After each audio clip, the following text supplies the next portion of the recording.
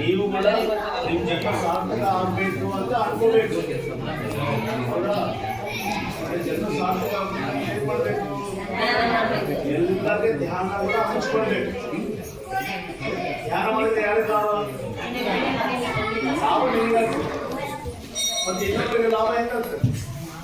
ಇನ್ನೊಬ್ಬರಿಗೆ ಲಾಭ ಆದ್ಮೇಲೆ ಅವ್ರು ನಿನಗೆ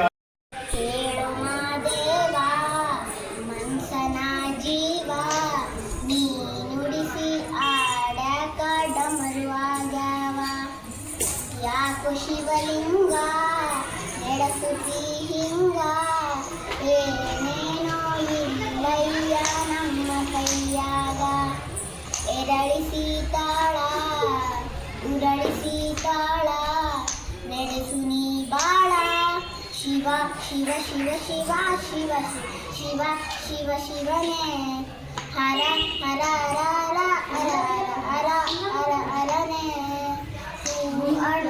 ಒಂದೇ ಗಿಡತೆ ಎಂಗಾಗಿ ಜೋಡಿಸಿದ್ದೆ ನಾನು ಅಳಲಿಲ್ಲ ತಂತಾನೆ ಬಂತಲ್ಲ. ಮತ್ತು ಇದು ಮಾಡ್ತದೆ, ಮುಕ್ತಿ ಸಿಗುತ್ತದೆ. ಎಲ್ಲರಿಗೆ ಬಂದು ಧ್ಯಾನ ಮಾಡಬೇಕಂತ ಕೇಳಿಕೊಳ್ಳುತ್ತೇವೆ. ನಾಳೆ ದಿವಸ 4 ಗಂಟೆಗೆ ಬಂದು ಮತ್ತು ದಿವಸ 6 ಗಂಟೆಗೆ ಸತ್ಸಂಗ ಇರ್ತದೆ. 5 ಗಂಟೆಯಿಂದ 6 ಗಂಟೆವರೆಗೆ ಎಲ್ಲರೂ ಬರಬೇಕಂತ ಕೇಳಿಕೊಳ್ಳುತ್ತೇವೆ.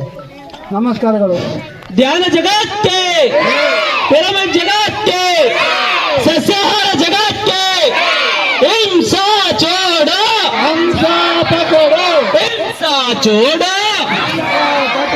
ತಿನ್ನದಿರಯ್ಯ ತಿನ್ನದಿರಯ್ಯ, ತಿನ್ನದಿರಯ್ಯ, ಕೊಲ್ಲದಿರಯ್ಯ ಕೊಲ್ಲದಿರಯ್ಯ, ರಕ್ಷಿಸಿರಯ್ಯ ರಕ್ಷಿಸಿರಯ್ಯ, ರಕ್ಷಿಸಿ.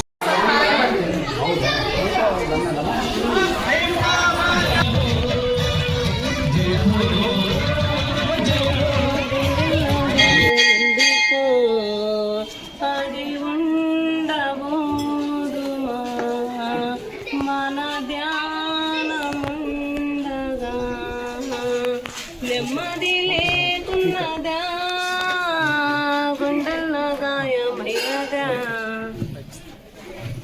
నెమ్మది లేకున్నదా గుండెల్లో గాయమైనదా, అది ఉండబోదుమా మన ధ్యానములోనే. అందరూ మనకున్నారు, నీవు బాధపడవాకు, మన ధ్యానముండగా. పత్రిజీ